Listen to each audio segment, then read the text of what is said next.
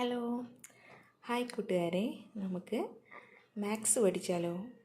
വളരെ ഈസി ആയിട്ട് എങ്ങനെ മാത്സ് പഠിക്കാം അല്ലേ? ഇതെന്ത് ടൂൾസാണെന്ന് അറിയോ? ഇത് അബാക്കസിൻ്റെ ടൂൾസാണ്. നമുക്കിന്ന് അബാക്കസ് പഠിക്കാം.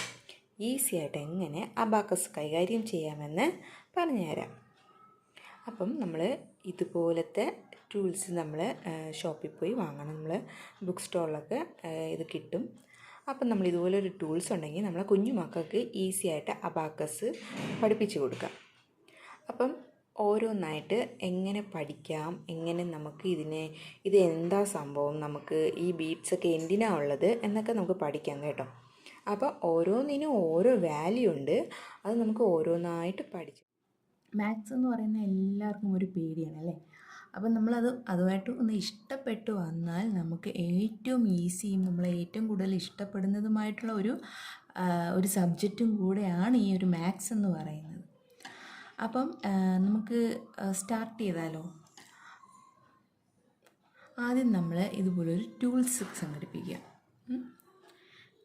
എന്നിട്ട് ഇതിൻ്റെ ഓരോ വാല്യൂവും നമ്മൾ കണ്ടുപിടിക്കുകയല്ല,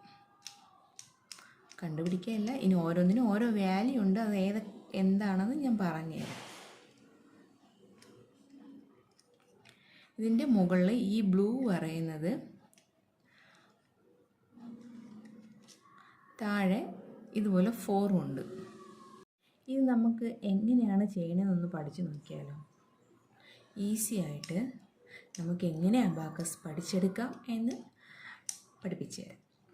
അപ്പോൾ ഇതിൻ്റെ വാല്യൂ എന്ന് പറയുന്നത്, നമ്മൾ ഈ ഒരു പോയിൻ്റ് മനസ്സിലാക്കണം. ഈ പോയിൻറ്റിൻ്റെ മുകളിൽ 7 ബീഡ്സ് ഉണ്ട്. ഈ ബ്ലൂ കളർ എല്ലാം സിംഗിൾ ബീഡ്സ് ആണ് അല്ലേ?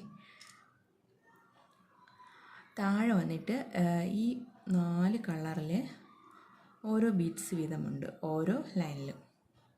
അങ്ങനെ 7 ലൈൻസ് ഉണ്ട്. 1 2 3 4 അല്ലേ? Green, yellow, orange, red. അപ്പം നമ്മൾ ആ കളർ ബേസിക്കായിട്ടുള്ളവർക്ക് പെട്ടെന്ന് മനസ്സിലാക്കി എടുക്കാൻ വേണ്ടിയിട്ടാണ്. അല്ലാതെ അത് കളർ കൊണ്ട് നമുക്ക് വലിയ ഗുണമൊന്നുമില്ല. നമ്മളിത് പഠിക്കേണ്ടതിന് ഓരോന്നിനും ഓരോ വാല്യൂ ഉണ്ട്. ഇതിൻ്റെ ഈ സെൻറ്ററിലെ ഈ പോയിൻ്റ് എന്ന് പറയുന്നത് 5 വാല്യൂ ആണ്. പോയിൻ്റല്ല, പോയിൻറ്റിന് മുകളിലെ ഈ ഒരു ബീഡ്സ് ഉണ്ടല്ലോ, അതിന് വാല്യൂ 5 ആയിട്ടാണ് കണക്കാക്കിയിരിക്കുന്നത്. ഇതിൽ ഓരോ ബീഡ്സും 1 2 3 4 അങ്ങനെ. ഇത് 5ഉം ഇത് 1 2 3 4. ഓക്കെ, അതായത് ഈ ഒരു ബ്ലൂ ബീഡ്സിൻ്റെ വാല്യൂ എന്ന് പറയുന്നത് 5 ആണ്. ഈ ഓരോ ബീഡ്സും 1 1 1 അങ്ങനെ 4 1 ഉണ്ടല്ലേ? അപ്പം നമുക്കിത് എങ്ങനെയാണ് പഠിച്ചെടുക്കാൻ പറ്റണേന്ന് നോക്കിയാലോ?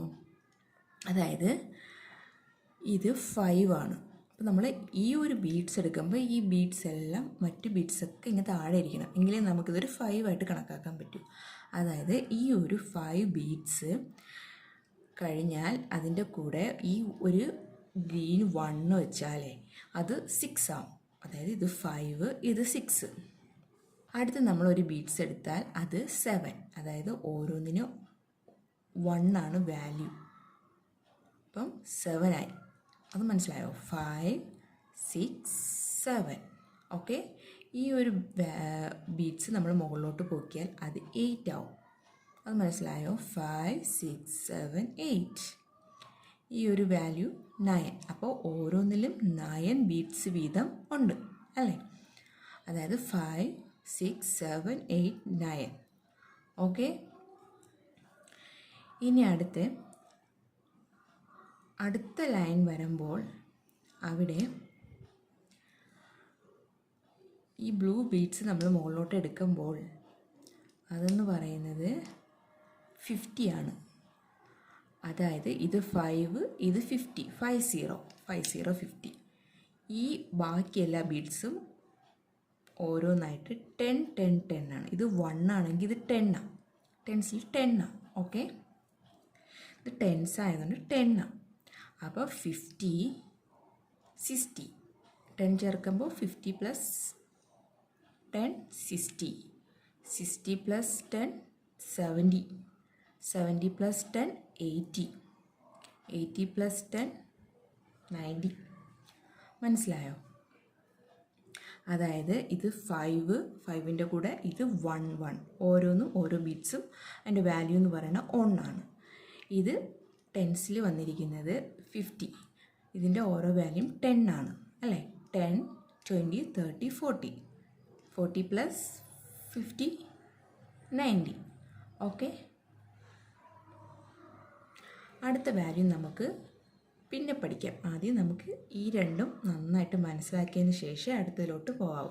അപ്പം നമ്മൾ ഈ ഒരു 2 ലൈനിലുള്ള ബീറ്റ്സിൽ വാല്യൂ നമ്മൾ പഠിച്ചു വച്ചാൽ ഈസി ആയിട്ട് നമുക്ക് 2 ഡിജിറ്റ് നമ്പറിനെ ആഡ് ചെയ്യാൻ എളുപ്പമായിരിക്കും. ഓക്കെ, മനസ്സിലാവാൻ വേണ്ടി വളരെ സിമ്പിളായിട്ട് ഓരോന്നോരോന്നായിട്ടാണ് പറഞ്ഞു തന്നത്. ഇത് ഇനി കൂടുതൽ കാണണമെങ്കിൽ ഇതൊന്ന് സബ്സ്ക്രൈബ് ചെയ്തേക്കണേ, ഒന്ന് കമൻറ്റും കൂടെ ചെയ്തേക്കണം കേട്ടോ, ഇത് മനസ്സിലായോ എന്ന്.